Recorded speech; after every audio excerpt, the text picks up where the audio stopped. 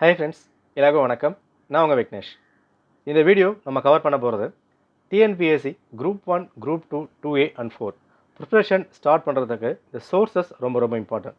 Exam என்ன post இருக்குது, என்ன லிமிட் இருக்குது, இந்த மாதிரி விஷயங்கள்லாம் தாண்டி ப்ரிப்ரேஷன் ஸ்டார்ட் பண்ணுறதுக்கு இந்த சோர்ஸ் ரொம்ப இம்பார்ட்டன்ட். சோர்சஸ் அந்த புக்ஸ் எல்லாம் நம்ம கலெக்ட் பண்ணி வச்சுருந்தாலும் இந்த புக்கில் என்ன படிக்க போகிறோம், என்ன டாபிக் படிக்க போகிறோம், எங்கேருந்து படிக்கணும், இந்த மாதிரி விஷயங்கள் ஒரு பிகினராக ஸ்டார்ட் பண்ணும்போது நிச்சயமாக ஒரு குழப்பம் வந்திருக்கும். அதை கண்டுபிடிக்கிறதுக்கே ஒரு பெரிய டாஸ்க்காக இருக்கும்.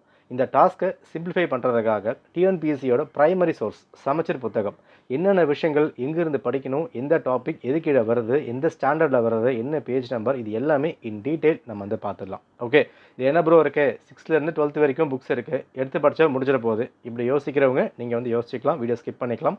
பட் ஒரு குழப்பமாக இருக்குது, ஒரு பிகினராக நீங்கள் ஸ்டார்ட் பண்ணும்போது ஒரு சில விஷயங்கள் அந்த அடிப்படை ரொம்ப நீங்கள் ஸ்ட்ராங்காக போட்டே ஆகணும். அந்த அடிப்படையில் ஒன்று, இந்த புக்கில் இந்த டாபிக் தான் படிக்க போகிறோம், இந்த டாபிக் இந்த சிலபஸ் தான் கவர் ஆகுது, இந்த விஷயங்கள் கிளியர் ஆகிட்டா நீங்கள் ப்ரிப்பேர் பண்ணுறதுக்கு டைம் அதிகமாக கிடைக்கும், இன்னும் ஸ்ட்ராங்காக நம்பிக்கையாக படிக்க முடியும். ஸோ அதுக்காக தான் வீடியோ நம்ம கொண்டு வந்திருக்கோம். ஸோ வீடியோ முழுமையாக பாருங்கள். எந்த ஒரு பிகினராக இருந்தாலும் இந்த ஒரு வீடியோ கிளியராக வந்து புரியும் அண்ட் உங்கள் ப்ரிப்பரேஷனில் ஒரு கான்ஃபிடன்ஸ் உங்களுக்கே வந்து கிடைக்கும். ஓகே ரைட், பார்த்துடலாம். ஸோ கவர் பண்ண போகிற விஷயம் சமச்சீர் புத்தகம் where to study for Tamil and English medium. இந்த ஒரு கோட் பாருங்கள். வருங்காலத்தை பற்றி கவலைப்படாதீர்கள், நிகழ்காலத்தில் நல்ல விதமாக செயல்பட்டால் வருங்காலம் தன்னால் மலரும். இது உண்மை. அதாவது நாளைக்கு வரப்போகிற எக்ஸாம் கிளியர் ஆகுமா கிளியர் ஆகாதான்னு கேட்டால் இதுக்கு பதில் யாருக்கிட்டுமே இல்லை. ப்ரோ படிக்கலாமா, பாஸ் ஆகிடுவேனா, ஈஸியாக இருக்குமா, பாஸ் ஆகிடுவேனா, பேப்பர் ரொம்ப ஈஸியாக வருமா, இல்லை இந்த மாதிரி கேட்பாங்களா, இது யாருக்குமே தெரியாது. ஏன்னா ஃப்யூச்சர் டைம் மிஷின் இன்னும் யாருமே கண்டுபிடிக்கல. பட் இன்றைக்கி ப்ரெசென்ட்டில் நம்ம என்ன விஷயங்கள் சரியாக கொடுக்குறோமோ இந்த ப்ராசஸ், ட்ரஸ்ட் யுவர் ப்ராசஸ், இது சரியாக இருந்தால் நிச்சயமாக ரிசல்ட் நல்லாவே வரும். இங்கே எல்லாருமே கேட்குற கேள்வி, படித்தா பாஸ் ஆகிடலாமா, படித்தா பாஸ் ஆகிடலாமான்னா, படித்தா நிச்சயமாக இதை பாஸ் பண்ண முடியும். பட் கேரண்டியாக வேணும்னா உங்களோட ப்ராசஸ் நீங்கள் நம்பணும். அதில் ஒரு ப்ராசஸ் தான் இந்த வேர் டு ஸ்டடி. இது ஆரம்ப புள்ளி. என்ன புக்கு படிக்க போகிறோம், என்ன டாபிக் படிக்க போகிறோம், எங்கேருந்து படிக்க போகிறோம், இது எல்லாம் கிளியராக இருந்தால் தான் உங்கள் டைம் உங்களுக்கு சேவ் ஆகும், இன்னும் நம்பிக்கையாக நீங்கள் ப்ரிப்பேர் பண்ண முடியும். ஓகே, ஏன்னா ஒரு இடத்துக்கு நம்ம வந்து போகிறோம், அந்த இடத்துக்கு போகிறதுக்கு எந்த வழியில் போக போகிறோம், எதில் போனால் சீக்கிரமாக போக முடியும், எங்கே போனால் கீழே விழாமல் போக முடியும், இது எல்லாம் தெரிஞ்சுக்கிட்டு ட்ராவல் நீங்கள் ஸ்டார்ட் பண்ணால் தான் சேஃபாக வந்து போக முடியும். பரவாயில்ல போய்க்கலான்னு போனால் அது முட்டு சந்தா கூட வந்து அமையலாம், அது டெட்லைனாக கூட வந்து மாறலாம். ஸோ அந்த மாதிரி இல்லாமல் ஒரு நல்ல வழியில் கரெக்டாக போகிறதுக்கு இந்த வேர் டு ஸ்டடி ரொம்ப அவசியம். நம்ம ஸ்டாண்டர்ட் வைஸாக சிலபஸ் வைஸாக ஃபுல்லாக வந்து பிரித்து பார்த்துடலாம். ஓகே ரைட், பார்த்துருவோம். And TNPSC group 1, group 2, group 4க்காக கிளாஸஸ் அண்ட் டெஸ்ட் சீரிஸ் போயிட்டுருக்கு வித் ஆஃபர் ப்ரைஸ். எக்ஸாம்ஸ் எல்லாம் கீழே இறங்கிட்டு இருக்கு. ஜூன் மந்த் குரூப் 1 எக்ஸாம் கொடுத்துருவாங்க. ஸோ அங்கேருந்து 2 மந்தில் குரூப் 2, நெக்ஸ்ட் குரூப் 4 என்ன வரப்போகுது. ஏப்ரல் மே வந்துடுச்சு அப்படின்னா எக்ஸாம்ஸ்லாம் டக்குன்னு போயிட்டே இருக்கும். ஸோ ஜாயின் பண்ணுறவங்க செக் பண்ணி பார்த்து ஜாயின் பண்ணிக்கோங்க. டெஸ்ட் பேட்சும் அவைலபிளாக இருக்குது, ப்ளஸ் கேஷும் போயிட்டுருக்கு. ஓகே சரிங்க, பார்த்துருவோம்.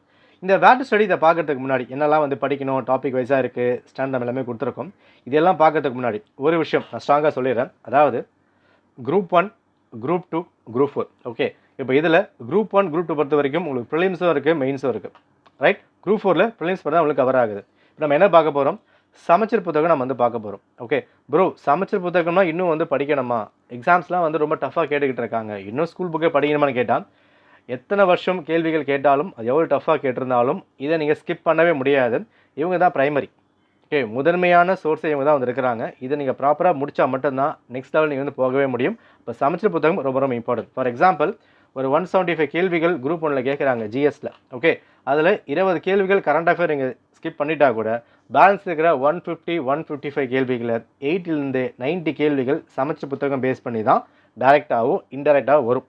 குரூப் 4, குரூப் 2ல் 75 கேள்விகள் ஜிஎஸ் கேட்குறாங்க, லாங்குவேஜ் இல்லாமல் மேக்ஸ் இல்லாமல். அப்படின்னா இந்த 75 கேள்விகளில் 30லேருந்து 33 கேள்விகள் குரூப் 2ல் நேரடியாக வந்து கேட்குறாங்க.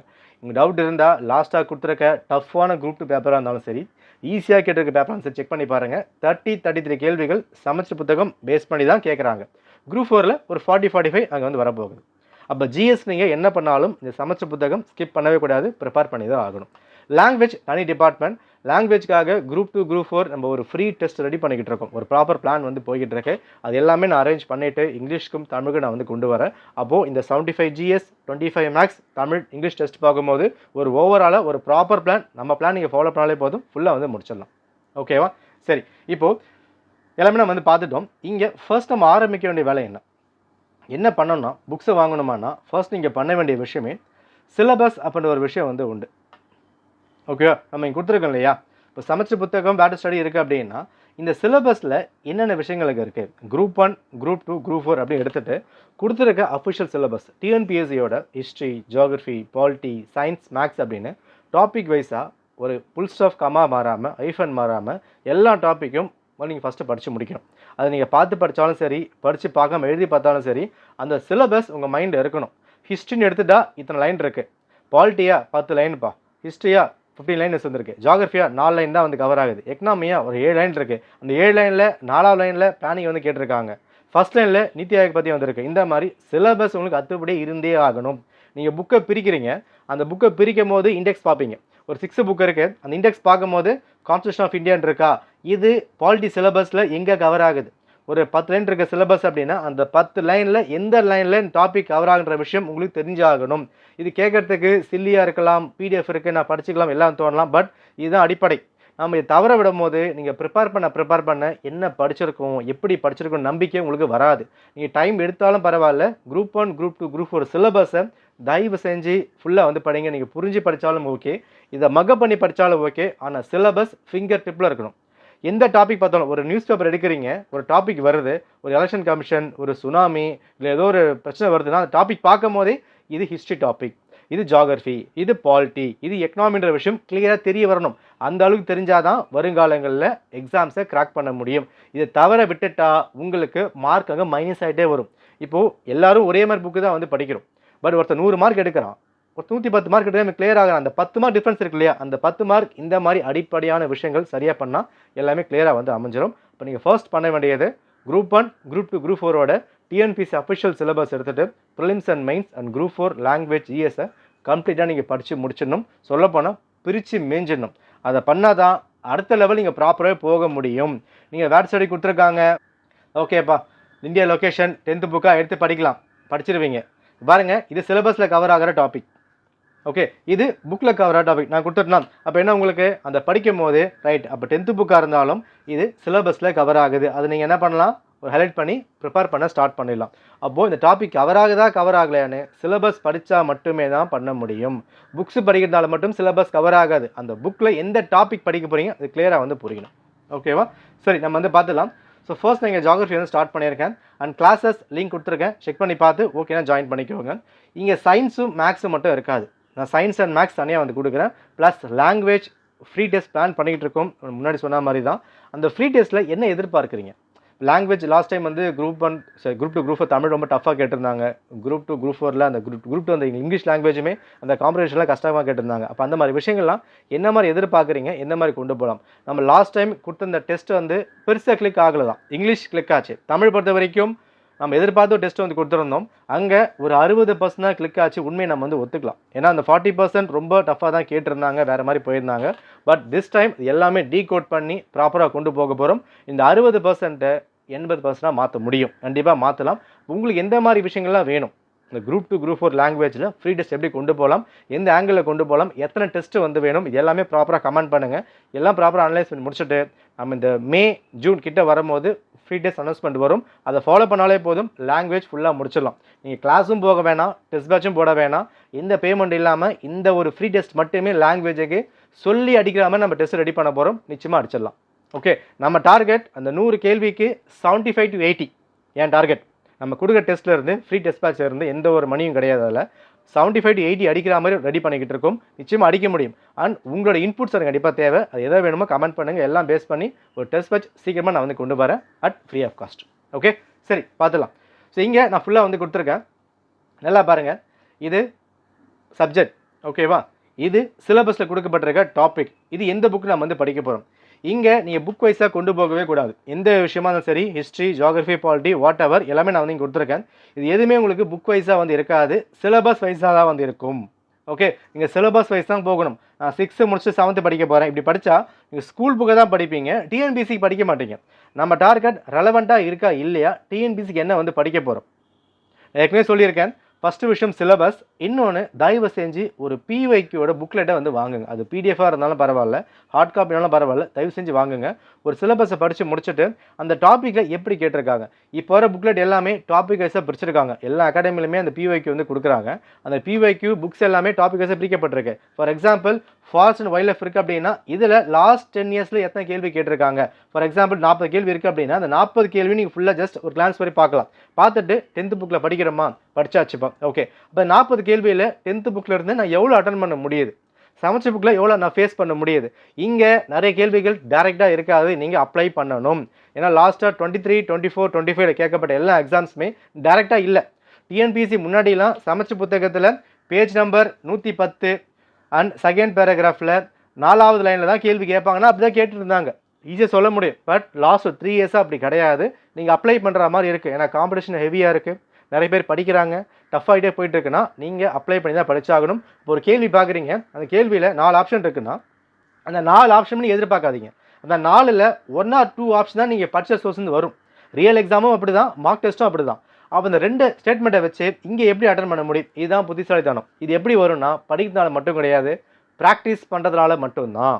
அந்த 4 ஆப்ஷனில் 2 என்னால் எலிமினேட் பண்ண முடியுது, 2 ரிலேட் பண்ண முடியுதா? இதுதான் அப்ளிகேஷன். இதை பண்ணுறதுக்கு படிக்கணும், பிஐக்கு சால்வ் பண்ணணும், டெஸ்ட் போட்டு பார்க்கணும். அந்த ப்ராக்டிஸ் டெஸ்ட் இருந்தால் மட்டும்தான் உங்களால் காம்படிட்டிவ் எக்ஸாம்ஸ் கிளியர் பண்ண முடியும். ஒரு புக்கு மட்டும் படிக்கிறதுனாலையும் வீடியோ மட்டும் பார்க்கறதுனாலையும் எக்ஸாம்ஸ் கிளியர் ஆகாது. அதை மைண்டில் வச்சுக்கோங்க. Okay, right. ஸோ இங்கே எல்லா டாபிக் கொடுக்கப்பட்டிருக்கு. இப்போ டிரான்ஸ்போர்ட்டாக எங்கே வந்து படிக்கலாம், இது ஃபுல்லாக நீங்கள் ஜியோகிராஃபிக்கு படிச்சாகணும். இங்கே 6 to 12 ஃபுல்லாக நான் வந்து கொடுத்துருக்கேன். இதை நீங்கள் கேன்சல் பண்ணவே கூடாது. இது முக்கியம் இல்லை, இது இம்பார்ட்டன்ட் இல்லை, அப்புறம் பார்த்துக்கலாம், அந்த சங்கதியே கிடையாது. இதை கம்ப்ளீட்டாக நீங்கள் ப்ரிப்பேர் பண்ணி தான் ஆகணும். இது ஃபுல்லாக நீங்கள் முடிச்சுட்டா எல்லாத்துக்குமே சரி. இப்போ குரூப் 1 எக்ஸாமில் 175, ஜிஎஸ்ல 80க்கு ரெடி. ஒரு 20 கேள்விகள் அதை பேஸ் பண்ணி போட முடியும். ஒரு 100 கேள்விகள் ஆல்மோஸ்ட் நீங்கள் ரெடி ஆகிட்டீங்க. நல்லா பாருங்கள், ஒரு 150 டார்கெட்டாக இருக்குது, கட் ஆஃப் இருக்குது. ஓகே, அப்போ அந்த 150 கட் ஆஃபில் நம்ம இந்த 50 கேள்விக்காக வெளியே புக் படிக்கணும், யூடியூப் பார்க்கணும், தேடி பார்க்கணும், தேடி போயிட்டே இருக்கும், ரொம்ப கஷ்டப்படுறோம். இந்த 50க்கு நீங்கள் அவ்வளோ கஷ்டப்படுறதுக்கு இந்த 100 கேள்விகள் சோர்ஸ் கையிலே இருக்குல்ல, அது ஃபுல்லாக படிச்சிடலாம், ஃபுல்லாக ரிவைஸ் பண்ணி பார்த்துடலாம், ஃபுல்லாக ப்ராக்டிஸ் பண்ணி பார்த்துடலாம். அது பண்ணிட்டா 100ல் 90 அடிக்க முடியுமானா தாராளமாக அடிக்க முடியும். குரூப் 2 75 கேள்வி இருக்கா, 30 கிட்ட கண்டிப்பாக கேட்குறாங்களா, நிச்சயமாக நீங்கள் 25 மேலே அடிக்க முடியும். அந்த கட் ஆஃபுக்கு தேவையான விஷயங்கள் இங்கே நீங்கள் போட்டுற முடியும். அதுக்கு இந்த புக்ஸை நீங்கள் முழுமையாக முடிச்சே ஆகணும். நீங்கள் டெஸ்ட் பேட்ச் ஒரு ஃபாலோ பண்ணுறீங்க, ஏன்னா போடுறீங்க அப்படின்னாலும் செமஸ்டர் புத்தகம் டெஸ்ட் இருந்தால் ஃபாலோ பண்ணுங்க, இல்லை ஃபாலோ பண்ணாதீங்க. ஏன்னா ரொம்ப தப்பாக வந்து பின்னாக போயிடும். நீங்கள் வெளியே படிக்க அவுட் சோர்ஸ் அப்படின்னா அவுட் சோர்ஸில் ஒரு 10 or 20 கொஸ்டின்ஸ் கேட்குறாங்க, டஃப்பாக தான் கேட்குறாங்க. பட் அதுக்காக மட்டும் கொடுக்குற முக்கியத்தை கையில் இருக்க சோர்ஸை நீங்கள் விட்டுறீங்க. கையில் என்ன இருக்குது அதை முதல்ல வந்து முடிங்க, அதுக்கப்புறம் வெளியே தேடலாம். நம்மக்கிட்டே தான் எல்லாமே இருக்கும். சோகமோ துக்கமோ சிரிப்போ எல்லாமே நம்மக்கிட்ட தான் இருக்குது. நம்ம எப்படி எடுத்துக்க போகிறோம் அதான் வந்து முக்கியம். சிரிக்கணும்னா சிரிக்கலாம், அழுகணும்னா அழுகலாம், நம்ம சாய்ஸ் தான். ஒரு அழுகை ஸ்டாப் பண்ண முடியுமா? தாராளமாக ஸ்டாப் பண்ண முடியும். சிரிக்க முடியுமா? தாராளமாக சிரிக்க முடியும். நம்ம நினச்சா எல்லாமே பண்ணலாம். அப்போ நம்மகிட்ட என்ன இருக்கோ அது முதல்ல கையில் எடுத்துக்கோங்க, அதுக்கப்புறம் வெளியே போய் தேடலாம். வெளியே எல்லாரும் கஷ்டப்படுத்துறாங்க, வெளியெல்லாம் என்ன ஸ்ட்ரெஸ் ஆக்குறாங்கன்னு நீ வெளியே தேடுறீங்க, உங்களுக்குள்ளே என்ன ஸ்ட்ரெஸ்ஸாக இருக்குது அதை சரி பண்ணோம்ல. அப்போ அதை சரி பண்ணுறதுக்கு கையில் இருக்கிற விஷயம் சோர்ஸை முடித்தாலே போதும், ஆட்டோமேட்டிக்காக நம்பிக்கை கிடைக்கும். அந்த நம்பிக்கையை பேஸ் பண்ணி எக்ஸாம்ஸை இன்னும் பெட்டராக நீங்கள் வந்து பின்னாக பண்ணிக்கலாம். ஓகே, அப்போ இந்த புக்ஸை நீங்கள் கம்ப்ளீட்டாக முடிச்சாகணும். நம்ம கொடுத்துருக்க இதுக்கான பிடிஎஃப் நான் டிஸ்கிரிப்ஷன் வந்து கொடுத்துருக்கேன். இது ஸ்பீடாக போகிறதுக்கான காரணம் நான் ஃபுல்லாக எக்ஸ்பிளைன் பண்ணவே இல்லை. இங்கே டாபிக் இருக்குது, இதே சிலபஸில் டாபிக், இது புக்ஸில் டாபிக், இது ஸ்டாண்டர்ட். ஓகேவா, எல்லாமே ஃபுல்லாக எடுத்துக்கோங்க. எல்லா சிலபஸாக இருக்கும் பாருங்கள். நெக்ஸ்ட் ஹிஸ்ட்ரி வந்து கவர் ஆகுது, அடுத்தது இந்தியன் நேஷனல் மூவ்மெண்ட் கவர் ஆகுது, நெக்ஸ்ட்டு பாலிட்டி வந்து கவர் ஆகும். இந்த மாதிரி எல்லா சப்ஜெக்ட்டும் இங்கே டாபிக் வைஸாக ஃபுல்லாக நான் வந்து கொடுத்துருக்கேன். இதை மட்டும் நீங்கள் ப்ராப்பராக ஃபாலோ பண்ணுங்கள், ஃபுல் புக்கை முடிச்சிடலாம். அடுத்து வரப்போகிற வீடியோக்குள்ளே மேக்ஸ், சயின்ஸ், லாங்குவேஜ் தானே நான் கொண்டு வரேன். லாங்குவேஜ் டெஸ்ட் எப்படி வேணும் அதை அப்டேட் பண்ணிக்கோங்க. அண்ட் டெஸ்ட் எல்லாமே நம்ம டெலகிராம் தான் கொண்டு போக போகிறோம். அதை ஃபாலோ பண்ணதும் செக் பண்ணி பார்த்து ஃபாலோ பண்ணிக்கோங்க. வேர் டு ஸ்டடிக்கு இந்த ஒரு பிடிஎஃபே போதும். இது நீங்கள் பிரிண்ட் போட்டாலும் பரவாயில்ல, இல்லை நீங்கள் கையில் பார்த்து எழுதினாலும் பரவாயில்ல. இந்த ஒரு பிடிஎஃப் இங்கே வந்து பாருங்களேன். இப்போ இந்த டாபிக் பொறுத்த வரைக்கும் ப்ரிலிம்ஸ் அண்ட் மெயின்ஸ் அப்புறம் மாதிரி கொடுத்துருக்கேன்னா, அப்போ நீங்கள் என்ன பண்ணியிருக்கணும், ப்ரிலிம்ஸ்னு கொடுத்துருக்காரு, மெயின்ஸ் கொடுத்துருக்காரா, சிலபஸை படிச்சிருக்கணும். அப்போ சிலபஸை படித்தா தான் இந்த டாபிக் மெயின்ஸ் கவர் ஆகுதா இல்லை ப்ரிலிம்ஸ் கவர் ஆகுதா, ப்ரிலிம்ஸ் மட்டும் போதுமா, குரூப் 1 மட்டும் போதும் தெரிய வரும். இப்போ நான் கொடுத்துருக்க இந்த எல்லா டாப்பிக்கும் குரூப் 1க்கும் வேணும், குரூப் 2க்கும் வேணும், குரூப் 4க்கும் வேணும்.